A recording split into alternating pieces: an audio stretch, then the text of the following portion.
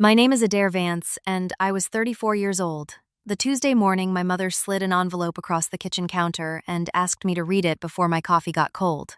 The envelope had my full name typed on it, and a 30-day notice stamped in red, on a house I had paid for every single month for 11 years.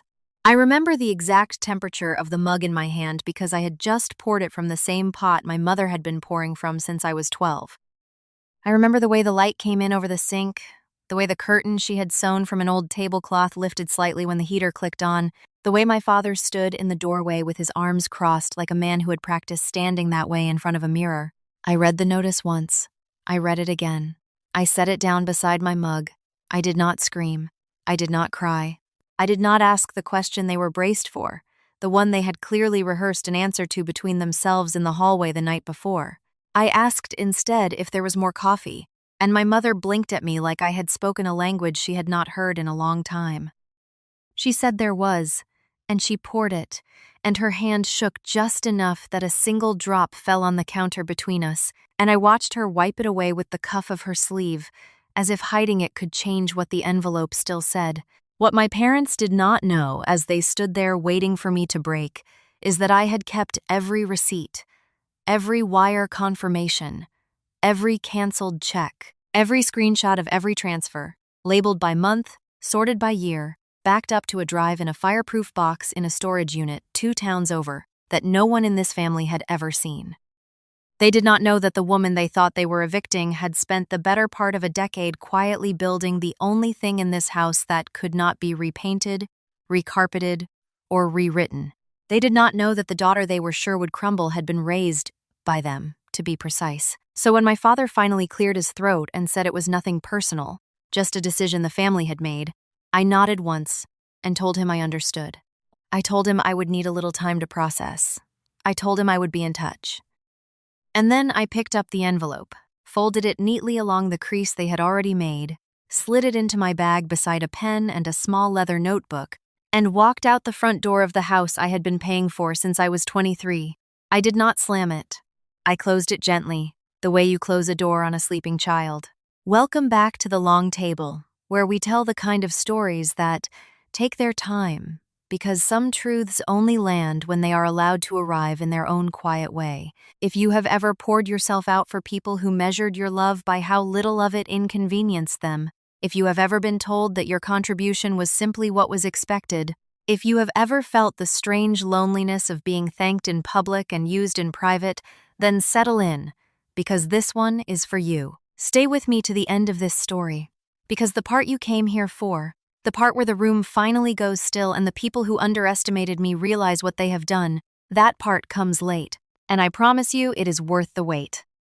Drop a comment and let me know where you are listening from, and if you have not yet, please subscribe so the next story finds you. I drove home that morning with my hands at 10 and 2 and a mind so blank it felt swept.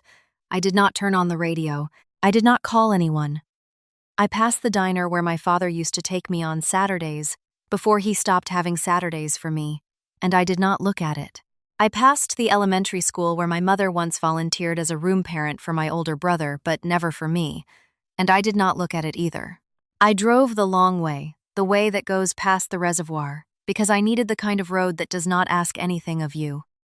By the time I pulled into my own driveway, the small rented bungalow on the other side of town that I had been quietly living in for the last 4 years, the notice was still in my bag and my hands were still steady, and I understood, with a clarity that surprised me, that I was not going to be the person my parents thought they had handed that envelope to. Let me back up, because none of this makes sense unless you understand who I was before that morning, and who I had spent my whole life trying to be in a family that had already decided who I would be allowed to become. I am the second of 2 children. My brother Garrison is 6 years older than me, and from the time I could understand language, I understood that he was the son of our small household, and I was something more like the moon, useful for reflection, expected to be quiet, and largely noticed only when something needed to be illuminated for him. My father, Wendell, ran a small surveying business out of a converted garage on the side of the house, and my mother, Lorea, kept the books for him in a green ledger she carried from the kitchen table to the office and back again like a small, important animal. I grew up watching numbers be written down. I grew up watching numbers be erased.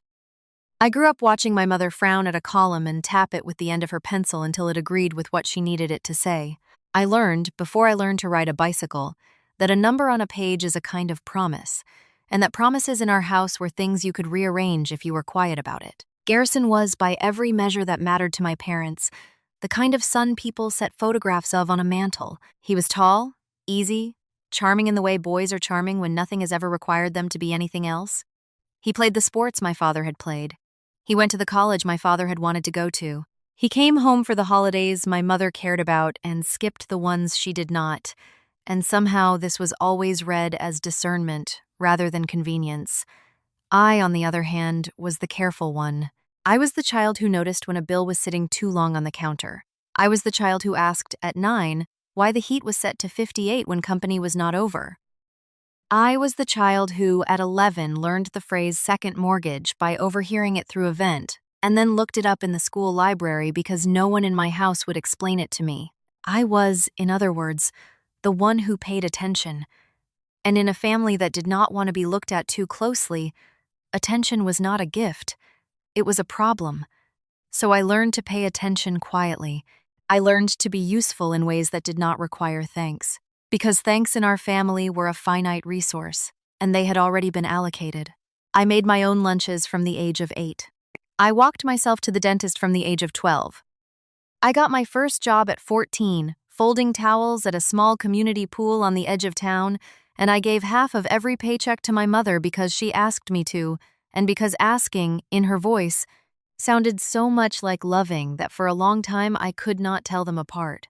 My father had a way of saying my name that I only later understood was a kind of summoning, not an affection. Adair, he would say, the way other fathers said sweetheart, except his version always came with a task attached. Adair, the gutters. Adair, the gas bill. Adair, your brother needs a ride. I answered to it for so long that I did not notice, until I was nearly an adult, that he almost never said my name when he did not need something. My mother, for her part, loved me the way some people love a reliable appliance. She was grateful for me. In her way, she bragged about me to her sister on the phone, in that particular tone women of her generation used when they wanted to compliment a daughter without giving her too much. She would say, Adair is so responsible, Adair is so steady, Adair never gives us a moment of worry, and I would stand in the next room folding laundry and feel the compliment land on me like a coat 2 sizes too small. Steady was not who I was. Steady was what I had agreed to be in exchange for being kept. I understood the deal even before I had words for it, and I did not resent it then, because children do not resent the air they breathe. I went away to college on a scholarship I had quietly applied for without telling them, because I had learned that announcing a plan was the fastest way to have it managed for me. I chose a school 3 states away and a degree in accounting, which made my mother laugh and say I was going to be just like her, and I did not correct her. Because correcting her would have required explaining the difference between someone who keeps books to balance a household and someone who keeps books to make sure no one can ever rewrite what really happened. I worked 2 jobs through school. I graduated early. I came back to the same town because my grandmother, my father's mother, was dying, and I was the only one in the family willing to sit with her for the long, slow hours that dying actually takes. I sat with her for 6 months. I read to her from a book of poems she had loved as a girl.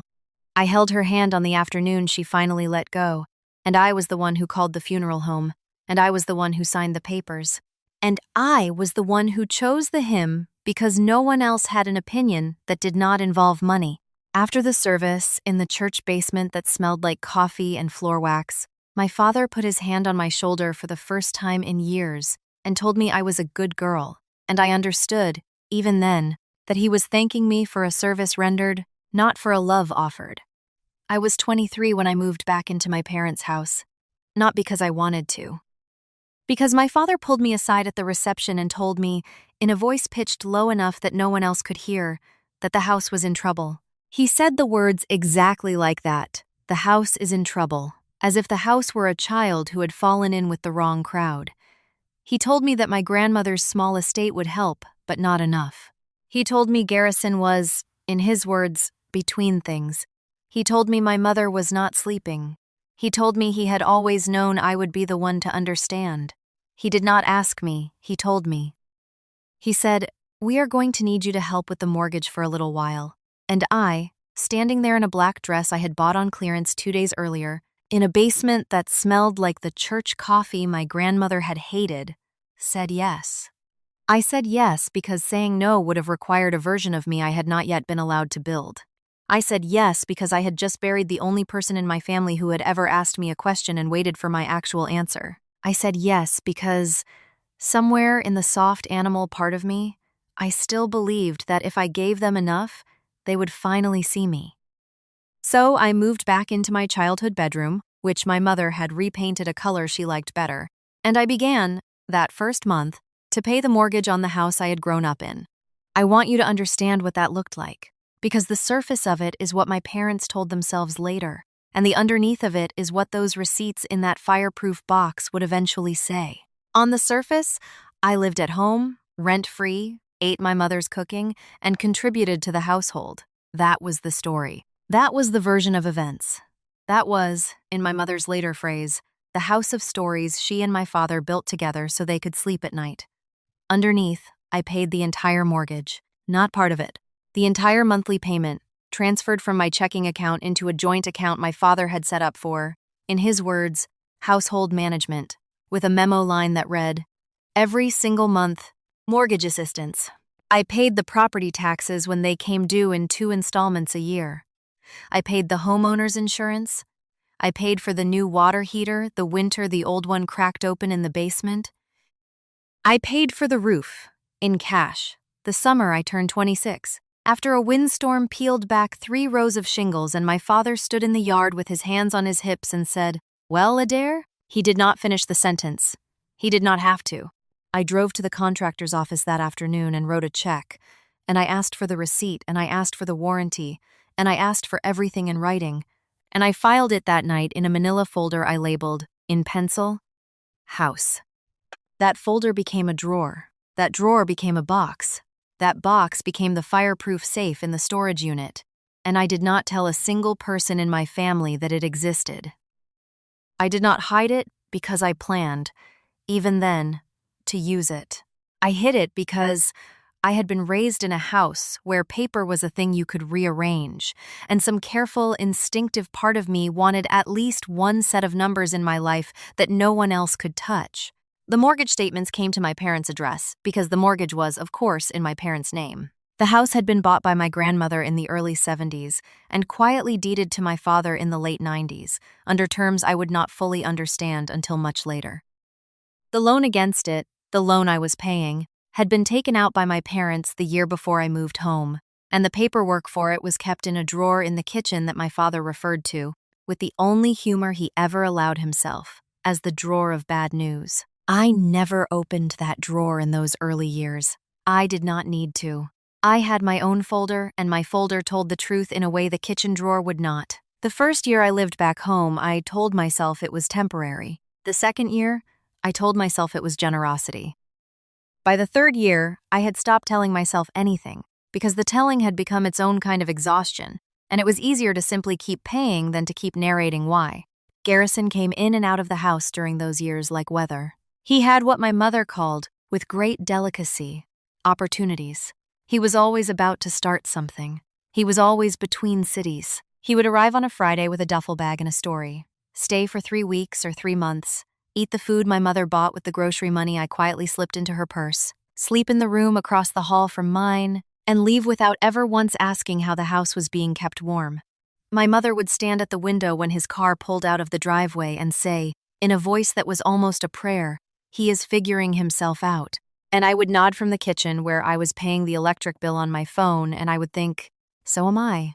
The recurring object in our house, the one I did not yet know would matter, was a small brass key that hung on a hook by the back door. It had hung there since I was a child. It opened the side gate to the yard, the gate that led to the small garden my grandmother had planted in the 70s, the one with the lilacs along the fence and the stone bench under the maple tree. My grandmother had given me that key when I was 9 years old, on a summer afternoon when she found me hiding in that garden after a fight in the kitchen I had not been part of but had been blamed for. She had pressed the key into my palm and closed my fingers around it and told me, in her low, careful voice, that this was the door that was always mine, She had said the word mine like it was a kind of inheritance. After she died, the key went back on the hook by the back door, and my mother used it for the gardener, and my father used it for the trash bins, and somewhere along the way it stopped being the door that was always mine and became simply the gate key, and I let it. I let a lot of things become simply something else in those years. By the 5th year of paying that mortgage, the pattern of the house had settled into something I no longer questioned. I worked at a mid-sized accounting firm in the city 40 minutes away. I drove in early, came home late, and spent my weekends doing the small, invisible labor that kept the household upright. I paid the bills. I refilled the propane tank. I called the plumber when the upstairs toilet ran. I bought my mother her blood pressure medication when the insurance lapsed for 2 months and she did not want to tell my father. I bought my father a new pair of work boots the Christmas, his old ones split, and I wrapped them in the cheap paper he preferred and put his name on the tag in my own handwriting, and he opened them and said, "Well, these will do."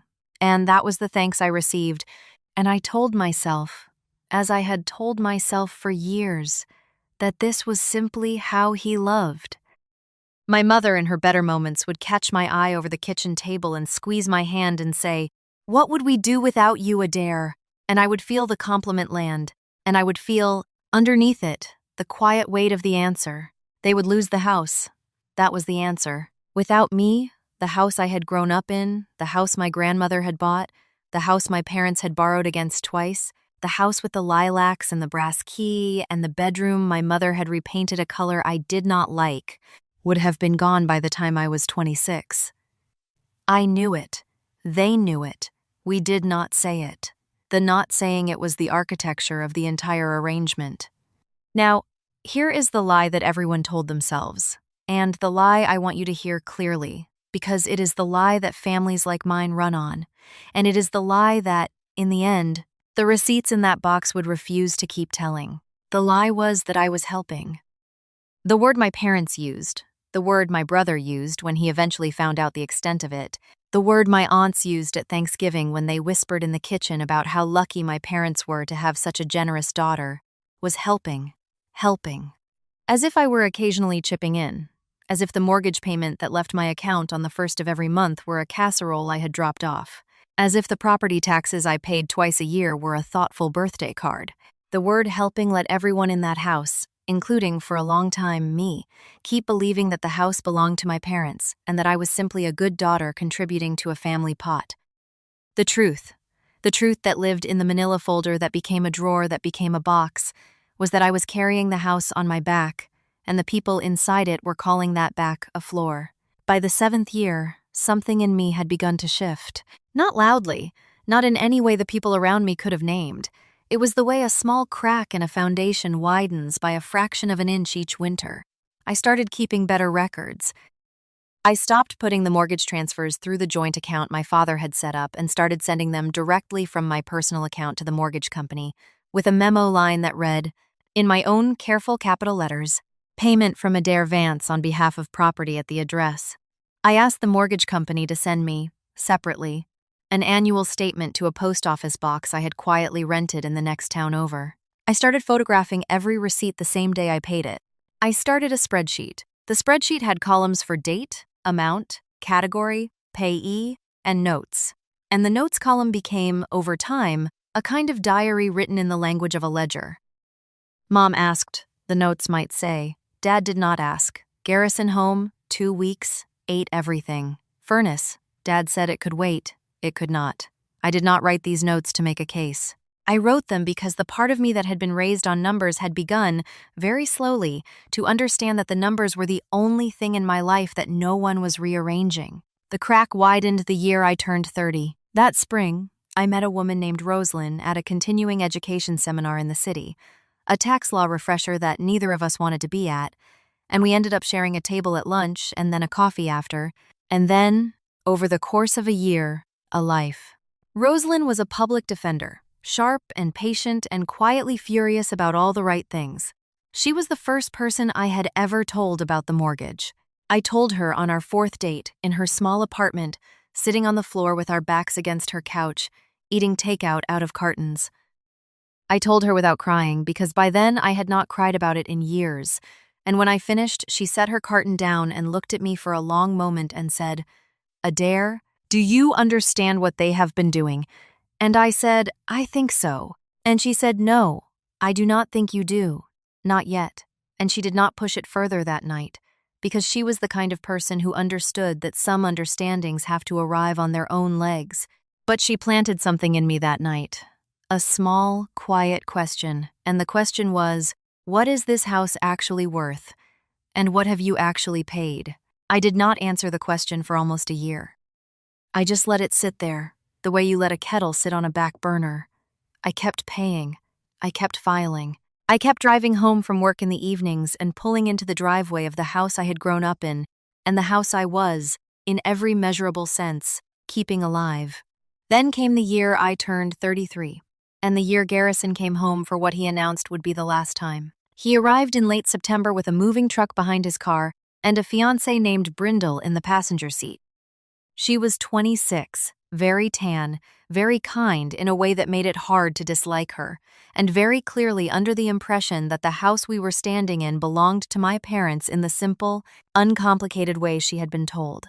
Garrison had decided, he announced over dinner that first night, that it was time to come home and settle down. He had a business idea, he said. He had a plan, he said. He and Brindle were going to live at the house, just for a little while, just until things came together. And my mother, across the table, was crying the small, delighted tears of a woman who has been waiting 11 years for her son to walk back through the door for good. I sat at my place at the table where I had eaten dinner most nights of my adult life, and I looked at my father, and my father did not look at me. He looked at his plate. He looked at Garrison. He looked at Brindle. He looked at my mother. He looked everywhere in that room except at the daughter who had been paying for the chair he was sitting on. After dinner, my mother pulled me aside in the hallway, the way she did when she wanted something. She put her hand on my arm. She told me, in the voice she used when she was about to ask for something she already knew she would receive, that they were going to need me to move into the small bedroom at the back of the house. Garrison and Brindle would need the larger room, my old room, because Brindle's mother was going to visit often, and the larger room had the better closet, and surely I understood. Surely I understood. The magic word again, the phrase that had been doing the heavy lifting in our family since I was old enough to be expected to understand. I said I understood. I moved my things into the small bedroom at the back of the house that weekend. Rosalind helped me. She did not say a word as we carried boxes down the hall. She did not say a word as I unscrewed the little shelf I had built for my grandmother's books and screwed it into the new wall. She did not say a word until we were sitting in her car in the driveway afterward. And then she turned to me, and she said, very quietly, you need to find out exactly what you have paid into this house. Every dollar, every year. And you need to find out exactly what this house is worth. Not because you are going to use it, just because you are going to know. I told her I already knew. I told her about the folder, the drawer, the box, the spreadsheet, the post office box, the separate annual statements, the photographs of every receipt. She looked at me for a long moment, and then she laughed, not unkindly, and she said, Adair, you have been preparing for this for 10 years and you did not even know it. That was the first night I let myself cry about it, not in front of her. After I got home, in the small bedroom at the back of the house, with the door closed and the light off and my face pressed into the pillow that had been on my childhood bed when I was 9, I cried the way you cry when you finally let yourself look at something you have been refusing to look at. I cried for the girl who had folded towels at 14 and given half her paycheck to her mother. I cried for the woman who had signed the funeral home papers at 23. I cried for the daughter who had bought her father work boots and been told, well, these will do. And then I stopped crying. I got up. I washed my face. I sat at the small desk in the small bedroom, and I opened the spreadsheet, and I scrolled, slowly, all the way down to the bottom, where the cell at the corner of every column held a sum. I looked at that number for a long time. The number was, by then, just over $412,000. $412,000 in mortgage payments, property taxes, homeowners insurance, repairs, replacements, and major appliances, across 11 years, from a single woman's salary into a house whose deed did not bear her name. I sat with that number, in the small bedroom, at the small desk, and I did not feel anger. I felt a strange, quiet clarity, The kind of clarity you feel when a fog lifts off a road you have been driving on for hours and you finally see how far you have come. The next morning, I called Rosalind. I asked her if she knew a real estate attorney. She said she did. I asked her if I could buy that attorney an hour of their time. She said she would set it up. 3 weeks later, I sat in a small office above a coffee shop downtown, across from a woman named Imari Cole, who had silver-streaked hair and reading glasses on a beaded chain, and the calm, unsurprised expression of someone who had heard a lot of stories like mine and had stopped being shocked by any of them. I brought my folder. Not all of it, the relevant parts. The deed copies I had quietly requested from the county recorder's office. The mortgage statements. The annual statements from the post office box. The spreadsheet printed out $412,000 at the bottom of the last page. She read for 40 minutes without speaking. She asked me 3 questions. She wrote on a yellow legal pad in small, precise handwriting. Then she set down her pen, and she looked at me over the top of her reading glasses, and she said, "Adair, I want to be very careful with what I am about to tell you, because it is going to change how you walk out of this office." She told me that the way my parents had handled the property over the years, the second mortgage, the joint account, the way they had accepted payment from me directly to the mortgage company with a documented memo line for 11 uninterrupted years, the way they had never once put any of it in writing as a gift, the way they had filed their taxes claiming the property as a primary residence without ever declaring my payments as rental income or as a loan, had created, in her words, a very interesting situation. She did not say I owned the house. She said the law was complicated and the facts were specific, and the case would depend on a great many things. But she said, with the steadiness of a woman who chose her words for a living, that the people who had been telling me for 11 years that I was simply helping had been telling themselves a story that the paper trail would not support. She said the phrase equitable interest. She said the phrase constructive trust. She said the phrase unjust enrichment. She said them slowly, the way an expert says words she wants a non-expert to remember. And I wrote them down in the leather notebook I had brought with me, in my own handwriting, in capital letters, the way my mother had taught me to write important things when I was a girl. I did not tell anyone in my family about that meeting. Not that night, not that week, not that month. I went home to the small bedroom at the back of the house, and I made dinner with my mother, and I listened to Brindle talk about her wedding plans, and I watched my brother eat the food I had bought, and I went on paying the mortgage on the 1st of every month, because the case, Imari had told me, would be stronger the longer the pattern held. So I held the pattern. I held my tongue. I held my face. The fall passed. The winter passed. Brindle's mother visited. Garrison's business idea quietly died and was quietly replaced by another one. My father turned 62 and my mother threw him a party in the backyard, under the lilacs my grandmother had planted, and I paid for the caterer. And at the end of the evening, my father raised a glass and thanked my mother for, in his words, building this home with me, and the entire yard clapped, and I stood by the back door with the brass key in my pocket, and I did not say what I knew. Not yet. Spring came. Brindle and Garrison set a wedding date for the following summer. My mother began in earnest the long campaign of small renovations that always accompanied a family event in our house. New curtains, new rugs, a repainted dining room. I paid for the curtains. I paid for the rugs. I paid for the paint. I paid in May for a new dishwasher, because the old one had begun to leak, and my mother had stood in the kitchen wringing her hands and saying, "We cannot have it like this when Brindle's family comes for the engagement dinner." I bought the dishwasher on a Saturday, had it installed on a Monday, and filed the receipt that Monday night. In June, my father pulled me aside in the garage. He had something he wanted to talk about. He said it casually, the way he had said everything important to me for 30 years. He told me, with his arms crossed and his eyes on the lawnmower behind me, that he and my mother had been thinking. He told me that Garrison and Brindle were going to need a place to start their life.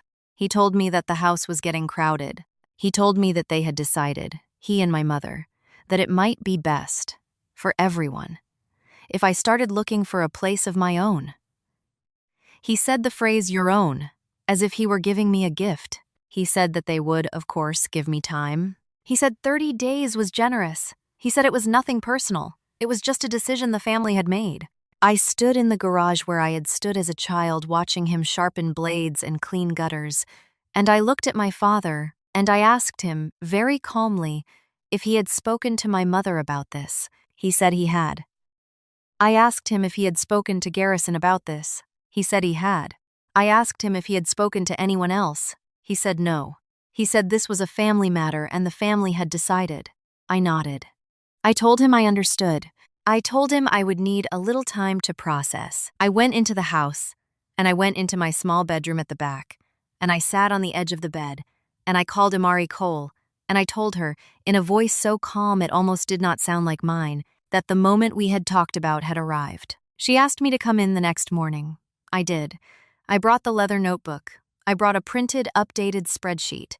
The number at the bottom now read $446,000. She read it. She nodded.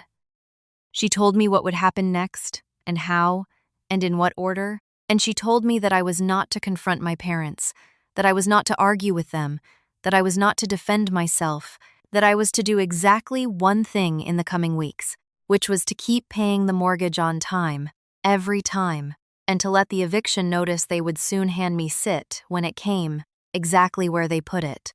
I went home that night and made my mother a cup of tea, and sat across from her at the kitchen table and listened to her talk about flower arrangements for Brindle's bridal shower, and I smiled in the right places, and I did not say what I knew, not yet. The envelope came 2 weeks later. On the Tuesday morning I told you about at the beginning, my full name typed across the front, the 30-day notice stamped in red, my mother sliding it across the counter while my father stood in the doorway with his arms crossed. The coffee, the curtain, the drop my mother wiped away with her sleeve. I told you I closed the front door of that house gently, like you close a door on a sleeping child. And I drove home the long way past the reservoir with my hands at 10 and 2. What I did not tell you yet is what I did when I got home. I called Amari Cole. I told her the envelope was in my bag. She said, "Good." She told me to scan it and email it to her by the end of the day. She told me to come into her office on Friday. She told me to do nothing else in the meantime. So I did nothing else. I went to work. I came home to my small rented bungalow. I ate dinner with Roslyn, who watched me across the table with a kind of careful, witnessing love, and who did not ask me how I was, because she knew that how I was would be a long answer and that I was not yet ready to give it. I slept. I woke up. I went to work. I came home. On Wednesday evening, my mother called me. She left a voicemail. Her voice was the soft, hurt voice she used when she wanted to be the wounded party. She said she hoped I was not upset. She said this was for the best. She said she and my father loved me very much, and she hoped I understood that family sometimes had to make hard decisions and that those decisions were not personal. She used the phrase house of stories, although she did not know that was what she was building. She said, "This is just the way our family has always worked, Adair, and I know you understand that." I listened to the voicemail twice. I did not call her back. On Thursday, Garrison called. His voicemail was shorter. He said, "Hey sis, no hard feelings. Right." He said, "You know how mom and dad are. They just want to help me get on my feet." He said, "You are going to be fine. You are always fine. You are the one of us who lands on her feet." I listened to that one once. I deleted it. On Friday, I sat across from Amari Cole in the small office above the coffee shop, and she handed me a folder of her own. Inside the folder were the documents she had been quietly preparing for almost a year: a petition for equitable interest in the property, a claim for unjust enrichment, a motion for, in plain English, a court-ordered acknowledgement that the woman who had paid $446,000 into a house had not been helping but had been buying. She told me what would happen next. She told me about the cease and desist letter that would be sent to my parents informing them that the 30-day eviction notice was, in light of the documented pattern of payment, not legally enforceable in the manner they intended, and that any attempt to remove me or my belongings from the property before the matter was resolved would result in further legal action. She told me about the notice of lis pendens that would be filed at the county recorder's office, attaching a public legal cloud to the property's title so that it could not be sold, refinanced, or transferred without resolving my claim. She told me about the formal demand letter that would be sent to my parents, copying my brother, copying my brother's fiancé, copying their attorney if they had one and inviting them to retain one if they did not, requesting a full accounting and proposing a path to resolution. She told me that the law, in cases like mine, did not promise that I would walk away with the house. She told me that the law promised, instead, that the people who had treated my 11 years of payments as a gift would have to explain, in writing to a judge, why a reasonable person should have understood it that way. She said, in her quiet, unsurprised voice, Adair, the strongest thing in your file is not the spreadsheet, it is the consistency. 11 years of payments, on the 1st of every month, with a labeled memo line, directly to the mortgage company, from a daughter who was told she was simply helping. She said juries, and even more so judges, understand that kind of consistency. She said, your parents told a story. Your money told the truth. I signed the documents that afternoon. I went home. I told Rosalind. She held my hand across her kitchen table and did not say anything for a long time, and then she said, are you okay?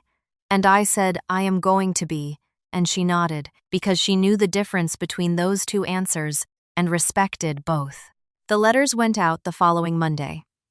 The lis pendens was filed the following Tuesday. By Wednesday afternoon, my mother had called my phone 17 times. I did not answer. I sat in my small rented bungalow, and I listened to the voicemails as they came in, one after another, in a single long evening, and I watched a woman I had loved my entire life slowly understand, in real time, that the daughter she had thought she was evicting had been keeping receipts. Her voice went through several weather systems over the course of those 17 calls. It began bewildered. It moved through hurt. It passed briefly through outrage. It landed, in the last voicemail, in something I had never heard from her before, which was fear. She said, Adair, please.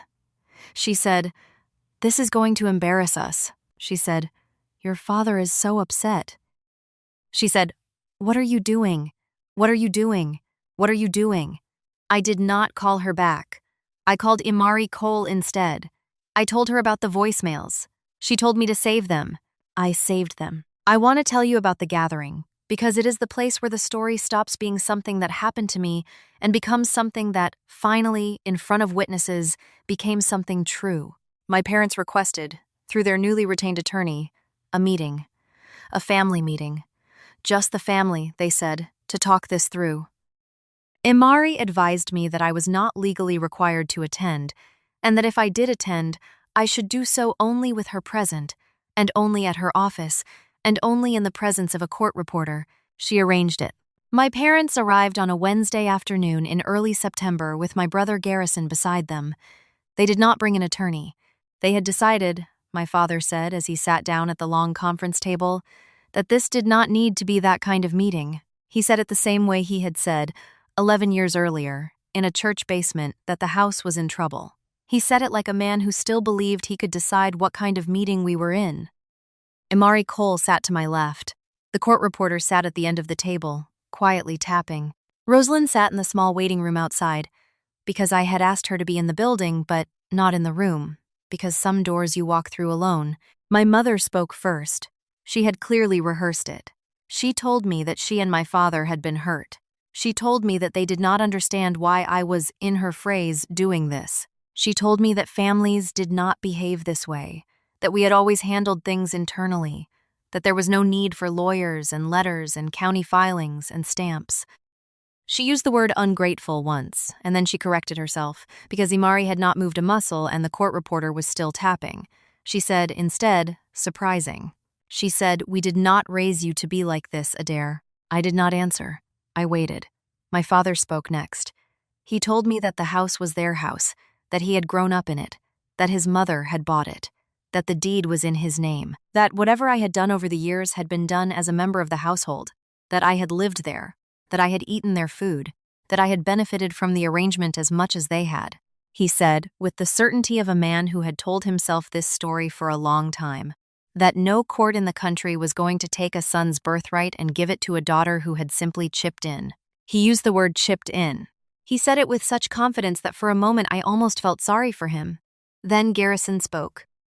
This is the moment I want you to hear, because this is the moment my brother Sitting across from me at a long conference table in front of a court reporter and an attorney and a sister he had underestimated for 34 years, said the sentence he would later wish he had not said. He said, "Adair, let us be honest. You were never going to do anything with your life that needed that money. Mom and Dad gave you a roof. You paid them back. That is how it works. You did not earn that house. You participated in it." The court reporter did not stop tapping. Imari Cole did not move. I looked at my brother for a long, quiet moment. I did not raise my voice. I did not cry. I did not tell him what I thought of him. I reached down into the bag at my feet, and I pulled out a single sheet of paper, and I slid it across the table to my father. It was the spreadsheet, the final page. The number at the bottom, in bold, in a font my father, who had bad eyes, could read without his glasses. $446,812. Below it, in smaller print, the breakdown. Mortgage payments, property taxes, homeowner's insurance, the water heater, the roof, the furnace, the dishwasher, the curtains, the rugs, the paint. My father looked at the page. He looked at it for a long time. He did not pick it up. My mother leaned over to read it. Her hand began very slowly to tremble. Imari Cole spoke then, in the calm voice of an expert who has been waiting for a room to be ready. She explained, in plain English, what unjust enrichment meant. She explained what equitable interest meant. She explained what a constructive trust meant. She explained that the law did not actually care very much about who slept in which bedroom, or who ate which dinner, or who, in my father's phrase, chipped in. The law cared about what could be documented, and the law cared about what had been consistently and demonstrably paid, and the law cared about what stories people had told themselves in private versus what stories the paper trail told in public. She said in her quiet, unsurprised voice that the court would be very interested to know that for 11 years, on the first of every month, a daughter had paid a mortgage on a property whose owners had then served her a 30-day eviction notice, and that the court would be even more interested to know that the owners had also, during that same period, accepted her payments for property taxes, insurance, and major repairs without ever once putting any of it in writing as a gift, and without ever once declaring her contributions on their tax returns. She said gently that this was not a case my parents would win. She said that it was a case they could settle, on terms that recognized what had actually happened, or it was a case they could lose, slowly and publicly, in a courtroom. She let the silence sit. My father did not look up from the spreadsheet. My mother had stopped breathing in any way I could hear. Garrison had gone a color I had never seen on him before. And I, sitting across from the three of them, did not feel triumphant. I felt instead a strange and quiet sorrow, the kind you feel when you finally set down something heavy you did not know you had been carrying. I said very quietly, the only thing I said in that entire meeting. I said, I did not want this. I said, I wanted you to see me. I said, you chose not to, and now the receipts are going to see me for you. The court reporter kept tapping. My mother began finally to cry. Not the soft, hurt cry she had used on the voicemails. A different cry. A cry I had never heard from her before, and which I understood, even then, was not a cry of remorse, but a cry of recognition. She had finally seen the daughter she had been pouring her coffee for, and she had seen, at the same time, what she had been pouring it into. The case did not go to court. It settled, 6 weeks later, on terms that Imari Cole negotiated and that I signed in the small office above the coffee shop on a Tuesday morning. The terms gave me in full and clear title the brass keygate side of the property, which had been quietly subdivided years earlier under a clause in my grandmother's original deed that no one in my family except, eventually, Imari Cole had ever read carefully. The terms gave me, in cash, a structured repayment of $218,000 over the following 4 years, secured against the main house. The terms required my parents to sign a notarized acknowledgement of the 11 years of payments, which became, in its own way, the only apology I would ever receive from them. The terms did not require me to ever set foot in the main house again, and I never have. The lilacs, the stone bench, the maple tree, and the small garden my grandmother had planted in the 70s, the door that was always mine, became, on paper, mine. I built a small cottage on that land the following spring, with money I had saved, and with a contractor who quoted me a fair price, and with a permit I pulled myself. Rosalind and I moved in the summer after that. The brass key hangs on a hook by our back door. I use it every morning. The maple tree drops its leaves in October, and I rake them, and I sit on my grandmother's stone bench, and I drink my coffee from a mug I bought myself, and I think, sometimes, about the woman who poured her coffee on the morning of the envelope, and I do not feel bitter. I feel, mostly, free. My mother and I speak twice a year now, once on her birthday, once on mine. The calls are short, they are polite. They are the calls of two people who have agreed, without ever saying so, that the door between them will remain closed, and that closing it gently is its own kind of love. My father and I do not speak. He sent a letter, once, 2 years after the settlement. I read it. I did not answer it. Some doors you leave shut. Garrison and Brindle did not marry. In the end. Brindle, to her credit, had a long conversation with me in the parking lot of a grocery store, 6 months after the meeting in Amari's office, in which she told me, with a kind of late, imperfect honesty, that she had not understood what was happening, and that she was sorry she had not asked sooner. She said it late, and she said it for the wrong reasons, which is to say, she said it after the truth was already public, and her own situation had already been changed by it. I accepted her apology anyway. Some apologies are imperfect and still real. She moved away the following year. I wish her well. With the structured settlement, I did one thing my parents never expected me to do. I started a small fund, in my grandmother's name, that quietly helps women in our county who are paying for the houses they were told they were only living in. It is not a large fund. It does not need to be. It pays for consultations with real estate attorneys. It pays for the postage on cease and desist letters. It pays, sometimes, for a single month of rent in a small bungalow on the other side of town while a woman figures out what kind of envelope to slide back across her own kitchen counter. Imari Cole sits on the board. Rosalind sits on the board. I sit on the board. The fund is called, simply, The Gate. The longer table I eat at now is, in a literal sense, longer. Rosalind built it herself in our small garage one winter, out of reclaimed oak from a barn 3 counties over. It seats 12. Most weeks, it seats 4 or 5. Sometimes a woman from the fund.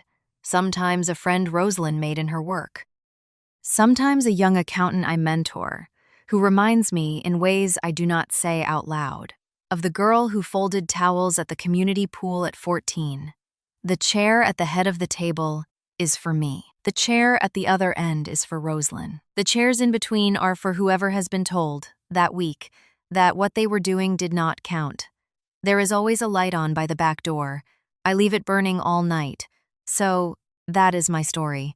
11 years, $446,000, 1 envelope on a Tuesday morning, 1 brass key by a back door, 1 quiet meeting in a small office above a coffee shop, 1 long table built from a barn in another county, 1 fund in a grandmother's name. 1 daughter who learned, late and at great cost, that helping is what you do for people who see you, and that what you do for people who refuse to see you is something else entirely. And it deserves a different name, and it deserves a different ending. If you are listening to this in a house you are paying for and being told you are lucky to live in, if you are listening to this in a family that has thanked you in public and used you in private, if you are listening to this in a small bedroom at the back of a house where the larger room belongs to someone whose dinner you bought, take this as your sign to start the folder. Start the spreadsheet. Save the memo line, keep the receipts. You do not have to use them. You only have to have them. Because the people who underestimate you are counting on the story they have told themselves. And the only thing in the world that can quietly, calmly, without ever raising its voice, refuse to keep telling that story for them is the truth you have already been writing down. Blood made us relatives. Showing up made us family. Receipts made us free. If this story reached you, share it with someone who needs it. Drop a comment and tell me about the door that is always yours. Hit subscribe so the next one finds you, and I will see you in the next one.